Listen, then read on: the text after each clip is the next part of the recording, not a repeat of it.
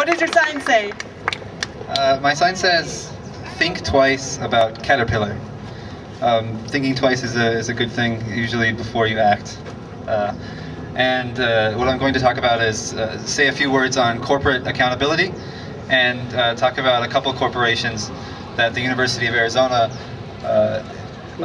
is involved with illegally. And I'll explain what I mean by illegal.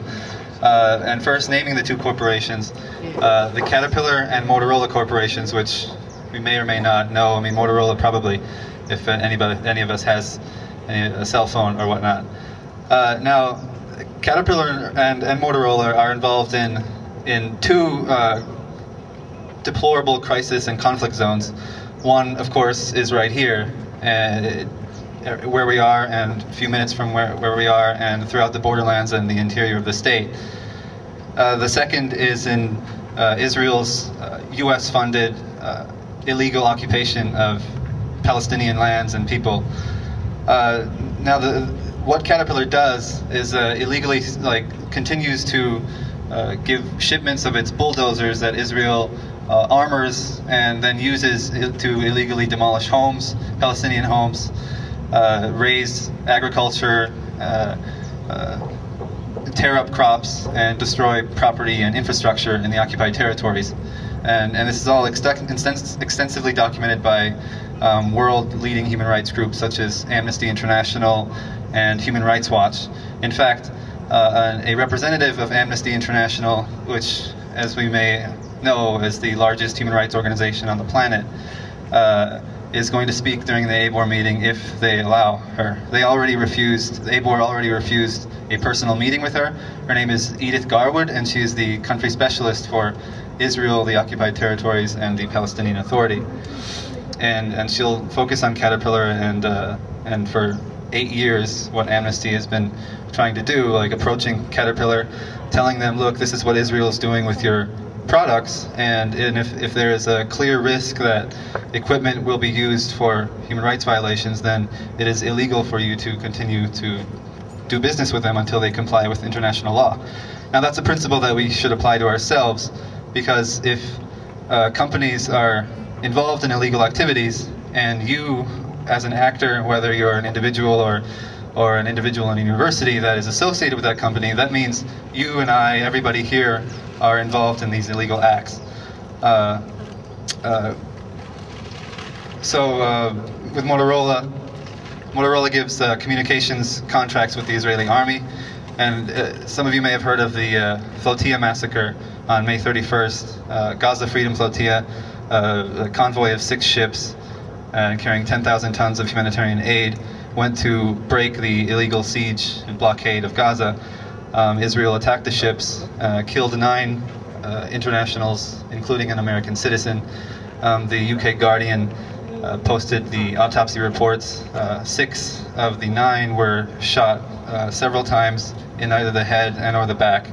And the United Nations in September released a report of a fact-finding mission on the attacks, and they ruled that those 6 people were killed in a manner of summary execution, and there were dozens of injuries, and in their words, quote-unquote, clear evidence to support prosecutions against Israel for crimes of torture and willful killings of civilians. Now, raids like that would not have been able to take place without Motorola's crucial, exclusively designed military contracts. Motorola also has exclusively designed military-style contracts with the Border Patrol and with ICE. And so when we talk about raids, or when we talk about anything, deportations, they're not like, policies are shaped and given form by corporations that provide the products that make it possible to carry out these despicable raids. And Motorola is one of those companies that's directly involved. With Caterpillar, they've been helping build the border wall, which is part of the militarization programs that have been funneling anticipated migration routes into Arizona Sonora deserts, which have led to hundreds of deaths.